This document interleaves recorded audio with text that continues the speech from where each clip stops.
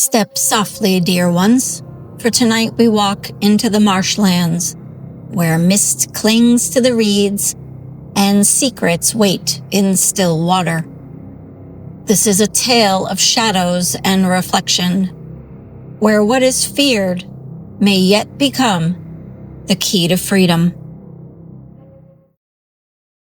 Tonight, dear ones, I invite you deeper into the mystery.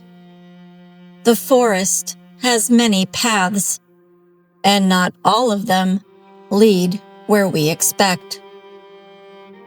Let us walk together into a tale that begins with a light, a strange flickering glow that danced across the marshlands like a lantern in the hands of an unseen traveler.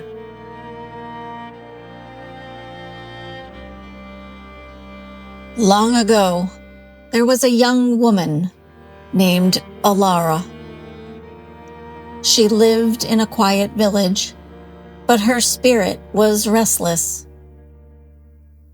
While others found comfort in hearth and routine, Alara often wandered to the edges of things. The edge of the woods, the edge of the river, the edge of belonging. She carried a longing in her chest she could not name. One autumn evening, as twilight deepened and the air turned crisp with the scent of damp earth, Alara paused at the marsh. Mist clung low to the ground, curling around her ankles. That is when she saw it, a wisp, a pale flame hovering just above the reeds, burning blue, as if lit by moonlight itself.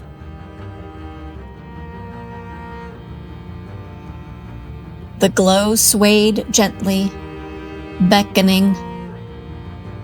Some would have turned away, whispering warnings of spirits that led wanderers astray.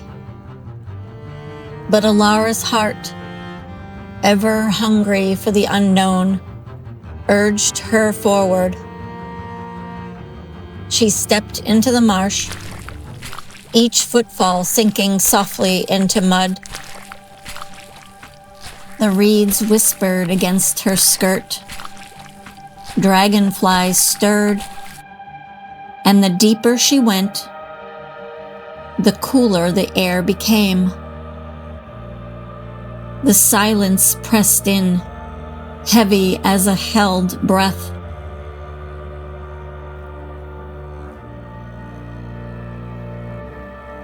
At last, the wisp drifted to the edge of a pool, so still it seemed carved of black glass. Mist rolled across its surface, veiling what lay within. And there, half hidden among the cattails, stood a mirror. Its frame was wrought of twisted silver, tarnished and dulled by time, yet faintly alive with its own glow, as if it remembered hands long ago. Alara's pulse quickened.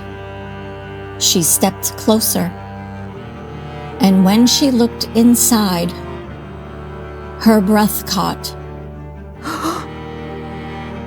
The mirror showed no face, no eyes, no mouth, no trace of her living body at all. Instead, shadows stirred in its depths.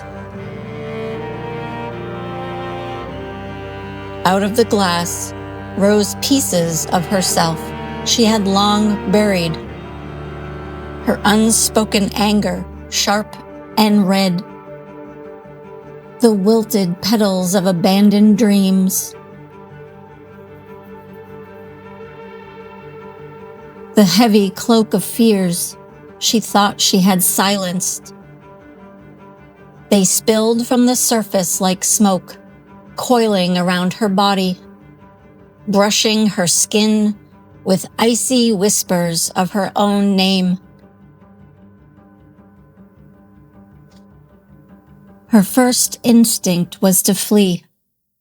Her heart raced, her legs trembled, but the wisp hovered in her path, glowing brighter, refusing to let her turn away. So she stayed. With her hands trembling, Alara whispered into the dark. Yes, you are mine. I see you. At her words, the smoke shivered, then began to withdraw, folding back into the glass as if it had been waiting to be recognized. The surface of the water stilled. Slowly, her reflection returned, whole this time. Her eyes glowed steady, her breath rose strong, and her heart, once uncertain, pulsed with light.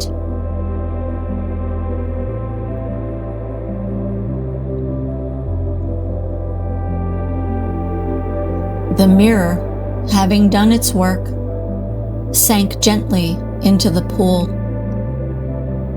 Ripples spread outward, catching the glow of the wisp before fading into silence. Only cattails remained, swaying as if nothing had ever been there. Alara left the marsh at dawn, mist curling at her back.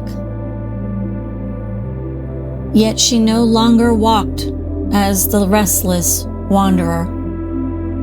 She walked as one who had met her shadow and claimed it as part of herself.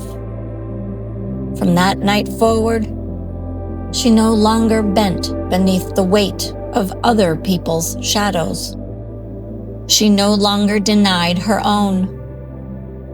She had looked into what she feared most, and it had not broken her. It had made her whole. And that, dear ones, is the lesson of the marsh. What you fear to face is often the very thing that sets you free. Shadows are not meant to be hidden away forever. They are meant to be acknowledged, embraced, and transformed. So the next time you glimpse your own reflection, whether in water, glass, or dream, look a little deeper. You might just find the piece of yourself you've been waiting for. Blessed be.